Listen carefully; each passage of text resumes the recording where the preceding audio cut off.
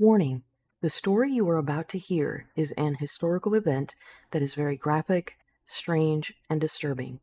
It describes real-world physical material in a way that might be genuinely gross or deeply unsettling for some. If you are sensitive to such things, proceed with caution. Most people read the headlines. I read the small print. This is Footnotes, where I find the biggest stories in the smallest detail. Picture this. It's a beautiful Friday afternoon. The sun is shining, there isn't a cloud in the sky, and you're sitting on your porch just enjoying the breeze. Sounds perfect, right? Well, on March 3rd, 1876, a woman named Mrs. Crouch was doing exactly that on her farm in Bath County, Kentucky. But her peaceful afternoon was about to be interrupted by one of the most bizarre, stomach-turning meteorological events in American history. As Mrs. Crouch sat there, she noticed something falling from the clear blue sky.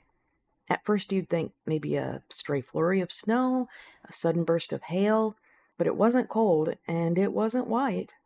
It was red, and it was fleshy. Yes, I said fleshy. For several agonizing minutes, chunks of fresh meat literally rained down over her property. We're talking a strip of land about 100 yards long and 50 yards wide, just completely pelted with raw flesh. Witnesses said the pieces were about 2 inches long, though some chunks were described as large as a hand. Now this is 1876. There's no internet, no local news vans to rush to the scene. So what did the local townspeople do when they heard about the literal meat shower? Naturally, a few incredibly brave, or maybe just incredibly reckless, local souls decided to do a taste test. I am not making this up. Several gentlemen picked up the sky meat, chewed it over, and seriously tried to identify it. 2 locals reported that it tasted exactly like mutton. Another gentleman swore it was venison. The story spread like wildfire, and soon what became known as the Kentucky meat shower completely baffled the scientific community. Samples were preserved in alcohol and shipped off to scientists, doctors, and chemists across the country. The theories started flying. Was it a rare form of cosmic dust? Was it a strange type of cyanobacteria that swelled up in the rain? One local butcher even chimed in, insisting it was bear meat.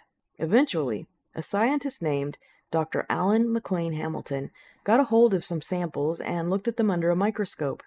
His conclusion? It was lung and muscle tissue. Specifically, it belonged to either a mammal or a large bird. But how on earth does a cloudless sky rain down animal organs?